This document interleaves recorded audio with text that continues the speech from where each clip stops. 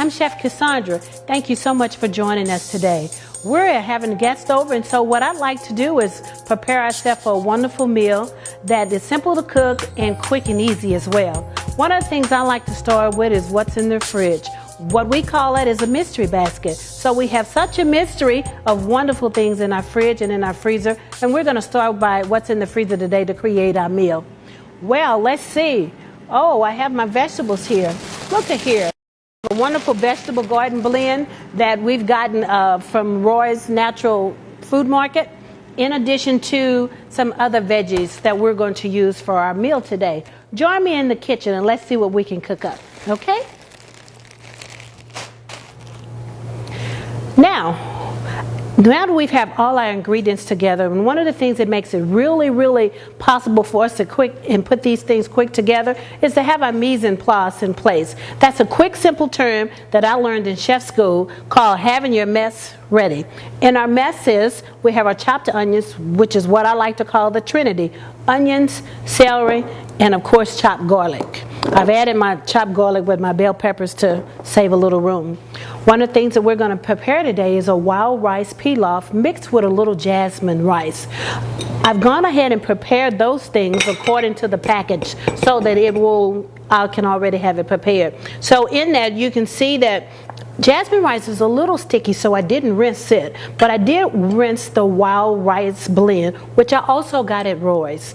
To that, I'm going to heat up my little skillet here, and I'm going to add the Trinity to give it a little wonderful flavor. I like to use canola oil, or in this case, this is grapeseed oil, because it handles the heat very well.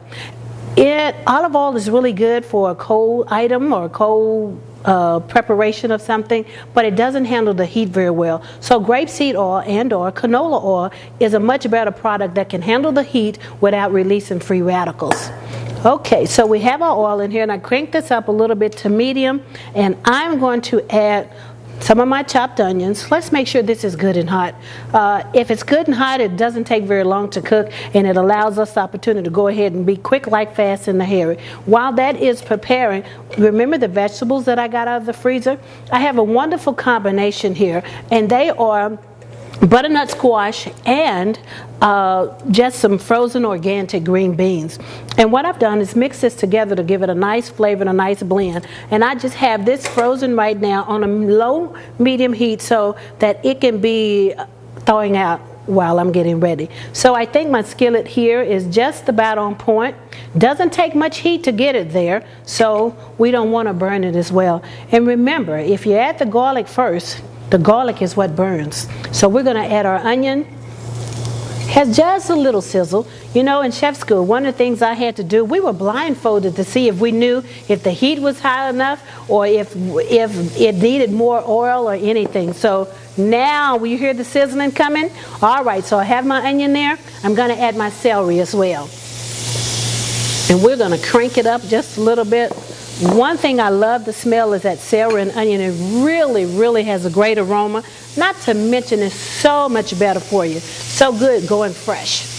Alrighty, so I have that in here. I'm going to get a spatula to help stir it up a little bit. As you notice, I didn't use a lot of oil. All it takes is about a tablespoon of it. I have that in there, and we're going to saute that a little bit. Now, one of the things I like to do is add flavor. You can't be afraid of flavor. We can add a little butter. I believe that butter is much better for you than margarine. It has a more natural product and a wholesome product as well. So I added about a tablespoon of butter there while I saute my Trinity. And to this rice pilaf, we're going to do a new twist to an old thing. I have some dried cranberries in addition to some chopped ginger, crystallized ginger. That's a wonderful taste. It's quite a bite if you taste it by itself, but you have to be brave. And it's really good if you like ginger. So I'm going to add my cranberries and my ginger here, saute that with my Trinity. It's going to add a wonderful color to our rice pilaf and great flavor. So I'm going to add just about all of that in there. It's not too much. You'll know if it's too much because then the ginger will overpower it a little bit. Alrighty. So I'm going to saute that a little bit. add a little salt and a little pepper to it, give it just a little flavor. Now when I cooked my rice, I did add salt to the water and to give it a flavor. I didn't add any to the jasmine rice because if you've ever eaten jasmine rice has such a wonderful sweet aroma that you don't want to really mess with that much. But I'm going to add a little more salt to our veggies here. I think everything needs to have its own little flavor. Alrighty, I'm going to add some cracked black pepper that I've cracked already to it, just a little bit. A little bit goes a long way there. Alrighty, I think we're just about done. And what I'm going to do is, oh, it smells so wonderful. The aromas are just tantalizing. Okay, it doesn't take long. Now I like to cook them till they're just about transparent.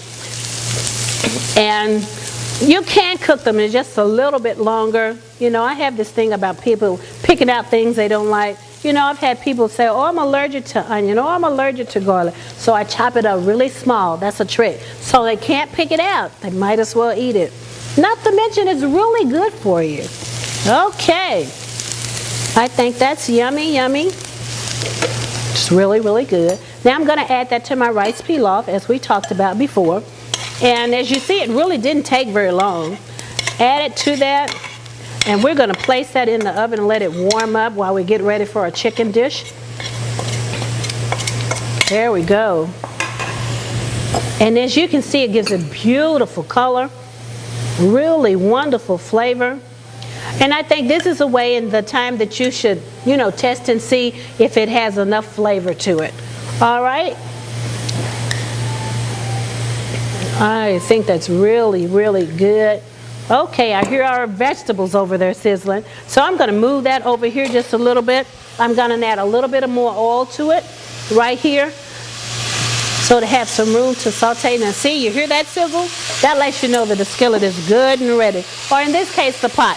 I'm going to add that butter. It's nothing like the butter. My mom says butter is really better for you. So I'm adding that to that.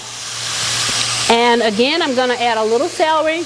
A chopped celery. That's why it's so important to go ahead and chop it all up at the beginning, so you don't have to stop and chop it up again. I'm going to add the rest of our onions. Again, everything needs its own flavor, and so we want to go ahead and give everything its own identity. Alrighty. I'm going to stir that up a little bit. And that's going to take a minute because remember, they're frozen. So we're going to let that go ahead and cook on its own. And we're going to come back to it. I'm going to add a little salt. I like to use sea salt because it has a wonderful flavor, and it's really much better for you as well. So just